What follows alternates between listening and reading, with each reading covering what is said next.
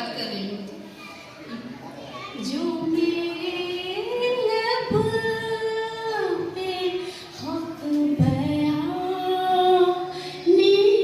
है, जो मेरे लब पे हक बयानी है, ये तो सिर्फ की मेहरबानी है। सिर्फ की मेहरबानी है। बारहा जिक्र कीजिए उनका, बारहा जिक्र कीजिए उनका, जिनकी कुर्बत बहुत रूहानी है, जिनकी सुप्रिया जी ने सुनाया आपको। और अरे हमारे कुछ लोग और अपना कलाम पेश करें। बहुत अच्छी उर्दू की शायरी करते हैं, बहुत ही आपको मजा आएगा। बहुत अच्छी शायरी करते हैं हमारे। रंग दुनिया का निराला हो गया।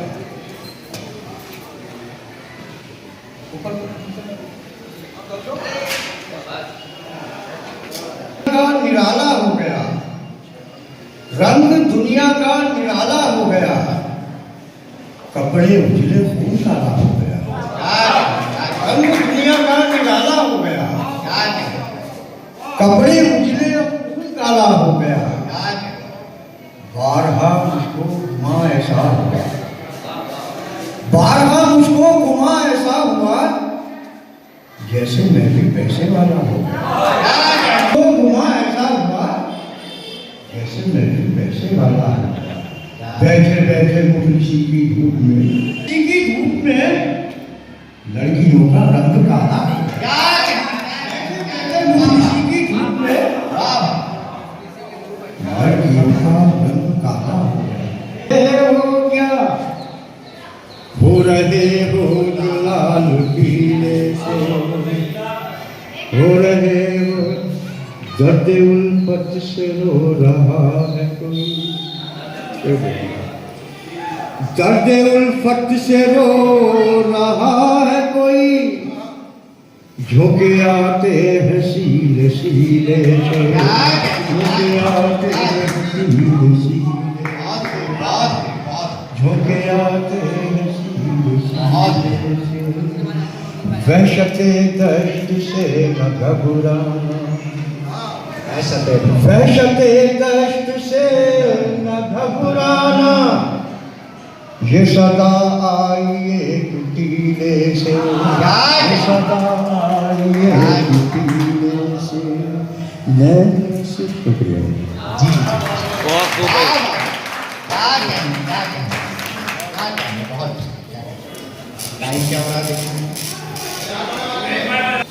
शायर हजरात ने जो भी सुनाया वो बहुत अच्छा कलाम सुनाया। आज के माहौल पे हकीकी भी और आशिकी भी, हकीकी आशिकी मिजाजी सभी अच्छे शेर सुनाए, अच्छी गजलें सुनाई। दोस्तों से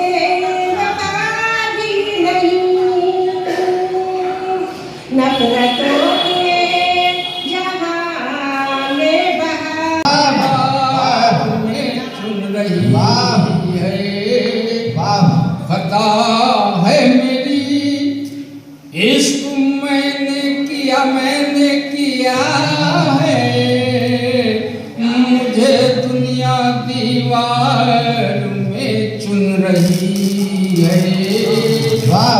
नर मिजाजी का मैं रहा भाई, हमेशा नर मिजाजी का मैं रहा भाई, तेरी तरह मेरे लहजे में धार थोड़ी है, तेरी तरह मेरे लहजे में धार थोड़ी है। गुरेज़े रेज़े में साबिक बयान करता है, वो कायनात का सब एहतराम करता है। वो रेज़े रेज़े में साबित कयाम करता है, वो कायनात का सब एहतराम करता है, ये धड़कनों का तसल्सल, नफस की आमद, धड़कनों की निरंतरता और सांसों का आराम, ये धड़कनों का तसल्सल, नफस की आमद और रफ्त, ये काम खुद नहीं होते हैं, राम करता है, खुद नहीं होते, राम करता है।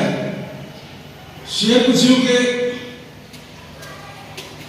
देखिए, नईम जी हमेशा ही तालीम को और कवि सम्मेलन मुशायरे को एक साथ ऑर्गेनाइज करते हैं। भाई जी बहुत अच्छा प्रोग्राम है और हमेशा ही नईम जी तालीम को और कवि सम्मेलन को मुशायरे को साथ रखते हैं।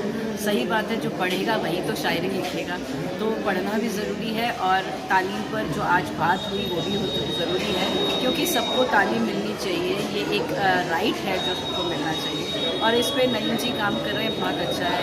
और जहाँ तक कि मुशायरे की बात है, कवि सम्मेलन की बात है, तो देखिए धीरे धीरे रौनक आ रही है, एक के बाद एक अच्छे अशार पढ़े जा रहे हैं और मेरा तो कहना है कि कौन मंच के इस तरफ और कौन उस तरफ, कौन खादिम और कौन हाकिम, कौन खादिम कौन हाकिम, सब प्यादे हैं यहाँ, खेलने वाला ही जाने कौन बैठे कब कहाँ। जी नईम भाई, क्या कहना चाहेंगे आज के इस कार्यक्रम के बारे में? देखिए, ये मेरा फरवरी मार्च से लेके और ये हमारा 5वां सम्मेलन है और तालीमी इजलास मुशायरा कवि सम्मेलन, और इसमें हमारे लगभग 15-20 शायर और शायरा होती हैं, कवि भी होते हैं, शायर भी होते हैं। क्योंकि मैं तालीम को साथ साथ इसलिए लेके चलता हूँ कि तालीम का होना बहुत ज़रूरी है, तो इसमें समाज में मैसेज भी जाता है। और शायर एक ऐसा है कि अपनी शायरी के ज़रिए एक शेर से वो पूरे हिंदुस्तान में और हिंदुस्तान के बाहर तक उसकी खबर जाती है और उसका स्टूडेंट पे, बच्चों पे, पढ़ने वालों पे बहुत असर होता है। और जो पूरी किताब नहीं पढ़ सकता, शायर जो है अपनी एक शेर के अंदर पूरी बात करेगा, एक ज़माने की बात कह देगा, एक साल की बात कह देगा। पुराने शायर तो ऐसे हुए हैं, फैज़ अहमद फैज़ हुए हैं, इकबाल साहब हुए हैं, कैफ आज़मी साहब हुए हैं, जावेद अख्तर साहब हैं, कि जिन्होंने अपने एक एक शेर के ज़रिए सरकार को चेताया है और सरकार को जो है थोड़ा सा सावधान किया है और पब्लिक को जागरूक करा है और पब्लिक जो है उनके शेरों को समझती है। तो इसीलिए ये मंच जो है शायरी का, ये अदबी मंच है और इसमें सब दानिश्वर होते हैं। अब हमारे जो शायर हैं वो ज़्यादातर स्कूलों की प्रिंसिपल है, टीचर है, ACP त्यागी साहब हैं, अधिकारी हैं, सब पढ़े लिखे हैं। तो ये अपना मैसेज देना चाहते हैं समाज को कि तालीम के साथ साथ शायरी भी होनी चाहिए। और एक शेर के माध्यम से मैं ये पैगाम देना चाहता हूँ सभी को कि अपनी खामियों का भी जायज़ा ज़रूरी है, अपनी खामियों का भी जायज़ा ज़रूरी है, दोस्तों मुकाबिल में आईना ज़रूरी है। कोशिश की गई है। देखिए, मैसेज तो यही है कि ये तालीम और शायरी का जो इन्होंने मिश्रण किया है, जो इन्होंने सारे से मिक्स करके ये बात बताई है और उससे पहले तकरीर भी करी है, सारी बात करी है और अपने आप को इन्होंने साबित भी किया है। और ये पहली दफ़ा नहीं है, ये इनका 5वां चांस है। अब से पहले 4 बार कर चुके, 5वां है और ये जो है लगातार ये मुशायरा जो करते हैं उसमें कोई ना कोई तालीमी कुछ ना कुछ जो है संदेश होता है। आदेश जी, पहले शायर और जो कवि होते थे वो बात बात में सरकार को भी कहीं ना कहीं चेतावनी भी देते थे, उनको मशवरा भी देते थे, सलाह भी देते थे, लेकिन आज का जो दौर चल रहा है उसमें क्या लगता है ये मुमकिन है, जो माहौल चल रहा है जिस तरह का? क्यों नहीं कहीं ना कहीं अब शायर और कवि बचते दिखाई दे रहे हैं। शायर या कवि किसी बंदिश में नहीं होता।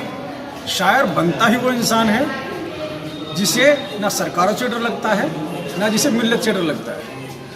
तो दोनों के बीच की कड़ी है। वो डराता किसी को नहीं है लेकिन डरता भी किसी से नहीं है। तो शायर जो है वो सरकार को भी कहेगा और जनता को भी कहेगा। तो मौजूदा दौर पे क्या कहना चाहेंगे, 2 लाइन बोल दीजिए। नईम साहब, जी जी जी, इसी तरह से ये चलता रहे और रोज जैसे महफिल जमा होती रहे, ऐसी होती है, बहुत बढ़िया। ऐसा ही और तालीम शायरी और शायरी और कवि, सरकार मिल्लत सब जो है साथ में। सब साथ। सब साथ में चले, मोहब्बत के साथ। बात मन की होती है, मोहब्बत के जी, जी, जी। ये जो कहना चाह रहे थे वो ये कहना चाह रहे थे कि बात मन की होती है। कहते हैं ना, दिल में छाई तीरगी को कम अगर हमने किया, चांद तारे सब वहीं पर बस। तो फिर ये तो मन की बात है, कहाँ क्या बात पहुंचनी चाहिए वो जी, जी, पहुंचती है, और शायरों के माध्यम से तो पहुंचती है। शायरी का मकसद मोहब्बत फैलाना है, नफरत हटाना, मोहब्बत फैलाना। पर और मुशायरे पर ये लगातार 5वां साल मुझे पता चल रहा है कि ये 5वीं बार मार्च से लगातार ये लेकर कर रहे हैं, मार्च से लेकर। मार्च ये से बहुत लेकर। बड़ी बात है और मैं इससे मुबारकबाद पेश करता हूँ और ऐसे कार्यक्रम ये करते रहें, हम जैसे लोग भी इसमें शामिल हों और अपना छोटा मोटा जो भी हमारा रोल है वो हमारा कर सकें। उसके लिए मैं मतीन नम्र हुई। जी। मेरा तारुफ ये है कि तहजीब व तमद्दुन के मैं सांचे में ढला हूँ, तहजीब व तमद्दुन के मैं सांचे में ढला हूँ, अमरोहे की पुरकैफ फ़ज़ाओं में पला हूँ। दिल्ली ने नवाजा है मुझे शेर व सुखन से, मैं मुसफ़ी के नक्शे कफ़े पा पे चला हूँ, मैं मुसफ़ी के नक्शे कफ़े पा पे चला हूँ। और तालीम से मुताल्लिक़ तो यह है कि हाकिम है वो हर वक्त का, हर मुल्क का सुल्तान, तालीम के जेवर से मुज़य्यन है जो इंसान। सरकार दो आलम का भी इरशाद यही है, गर जाना पड़े चीन चला जाए मुसलमान। मेरा नाम राजरानी भल्ला। आज यहाँ प्रोग्राम में आपने शिरकत की, क्या कहना चाहेंगे इस बारे में? मैं सिर्फ ये कहना चाहूँगी कि इतना खूबसूरत मौका अदा करने के लिए नईम साहब का बहुत बहुत शुक्रिया, मंच का बहुत बहुत आभार कि उन्होंने इतनी खूबसूरत तरीके से सजाई, और जितना अब तक सुना है वो बेहतरीन था और आगे भी उम्मीद है कि इससे बेहतरीन ही सुनने को मिलेगा। बहुत अच्छा लग रहा है। जी, क्या कहना चाहेंगे? जी आदाब, हमारा नाम रीता आदा है नाम भी बता दें। और नईम साहब को मुबारकबाद पेश करते हैं इस मुशायरे के लिए, और सभी का एक बेहतरीन कलाम है और आगे जो भी सुनने को मिलेगा वो भी बेहतरीन ही होगा। और 4 मिसरे नज़्म करते हैं कि तबस्सुम का बहाना चाहता है, तबस्सुम का बहाना चाहता है, ये दिल गम को छुपाना चाहता है, और खुदा मिल जाए तो पूछूंगी उससे, तू कब तक आजमाना चाहता है। बहुत शुक्रिया। बहुत खूब। नाम बताइए। जी मैडम, अपना नाम बताइए। आदाब। और इतनी खूबसूरत महफिल में दावत सुखन देने के लिए नईम साहब का बहुत बहुत शुक्रिया अदा करती हूँ। बेहतरीन शायरों को सुनने का मौका मिला और इतनी खूबसूरत महफिल सजाई गई है, इसके लिए सभी का तहे दिल से शुक्रिया अदा करती हूँ। शुक्रिया। जी मैडम, क्या कहना चाहेंगे आप? प्रिया सिंह वीणा गाजियाबाद से। जी। और नईम सर ने आमंत्रित किया है ये इतने बड़े मुशायरे में, और अच्छे शायरों को सुनने के लिए मिलेगा। बहुत ही अच्छी समाते हैं, बहुत ही अच्छा माहौल है। और मैं अपना एक शेर कहना चाहूँगी। जी जी जी। कि हादसा जब तमाम होता है, हादसा जब तमाम होता है, मुझसे उम्दा कलाम होता है, साथ कोई अगर नहीं देता, साथ कोई अगर नहीं देता, दिल का ऊंचा मकाम होता है। बहुत दिल का ऊंचा। बहुत। मैं गुलबहार जी, क्या कहना चाहेंगे दिल्ली से हूँ। आज के बारे में? बहुत अच्छा ये मुशायरा करते हैं नईम साहब, बहुत इनका इज्जत है, नाम ही ये करते रहते हैं यहाँ पे, और हमें सबको इन्होंने अपनी टीम में जोड़ रखा है। और क्या बोलूं, जितनी तारीफ करूँ उतनी कम है इनके कम लिए। है, बहुत बहुत बढ़िया। सत्ताज जी। जी। सत्ताज सबीना शायरा हूँ और एक लेखिका हूँ, और मैं दिल्ली से बिलोंग करती हूँ।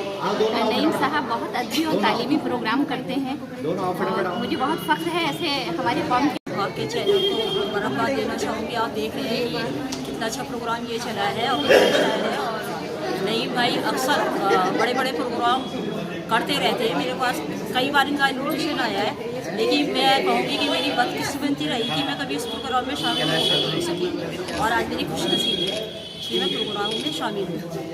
और बहुत ही अच्छे प्रोग्राम करते हैं। मेरा उनको नईम भाई को दिल की गहराइयों से बहुत बहुत शुक्रिया, और सारे शायर दिल की गहराइयों से बहुत बहुत शुक्रिया। जी, तो आज आपने प्रोग्राम में शिरकत करी, क्या कहना चाहेंगे?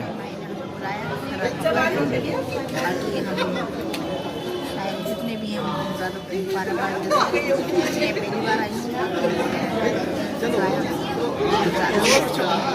शुक्रिया।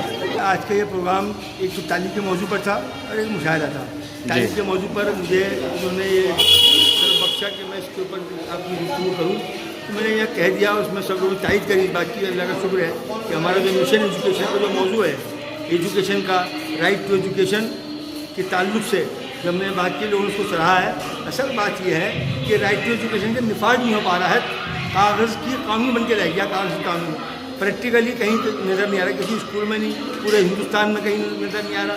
राइट टू एजुकेशन एक इतना बड़ा मसला बन गया है आज कि लोग एजुकेशन का डबल स्टैंडर्ड हो चुका है। एक सरकारी तालीम, एक प्राइवेट तालीम, एक मादरी तालीम, एक गरीब की तालीम, जो दोनों की एक साथ मिल गई है तो इससे लोगों को बड़ा नुकसान पहुँच रहा है। उसके लिए हमने आज यहाँ पर कहा और हमारे पहले तहरीक है, यहाँ लोगों ने उसकी तारीफ भी करी कि हिंदुस्तान में एजुकेशन बहुत ज़्यादा ज़रूरत है, और ज़्यादा नहीं, बहुत ज़्यादा आज बचा ही कुछ नहीं है। एजुकेशन के ताल्लुक से किसी को नेता को मालूम नहीं, पब्लिक को मालूम। मैंने यहाँ पूछा लोगों से, बताइए आप में से कितने लोग जानते हैं राइट टू एजुकेशन कानून क्या है? किसी ने बताया कि नहीं, हम नहीं जानते। सबसे बड़ी बात यह है कि तालीम के दो पैमाने हो गए और तालीम कारोबार बन गई। जिस मुल्क में तालीम कारोबार बन जाए वहाँ पर आम आदमी तालीम कैसे हासिल करेगा? एक गरीब की तालीम, एक मालदार की तालीम। एक मालदार बच्चा पढ़ेगा, 5-5 हज़ार रुपये फीस देगा, 2-3 लाख रुपये एडमिशन देगा एडमिशन के लिए, और एक गरीब का बच्चा जो मारा फिरेगा, दाखिला नहीं हो रहा। तो ये दोनों चीज़ें एक साथ कैसे खड़ी होंगी? इसके लिए हमने कहा है कि कमीशन कायम होना चाहिए, एजुकेशन कमीशन।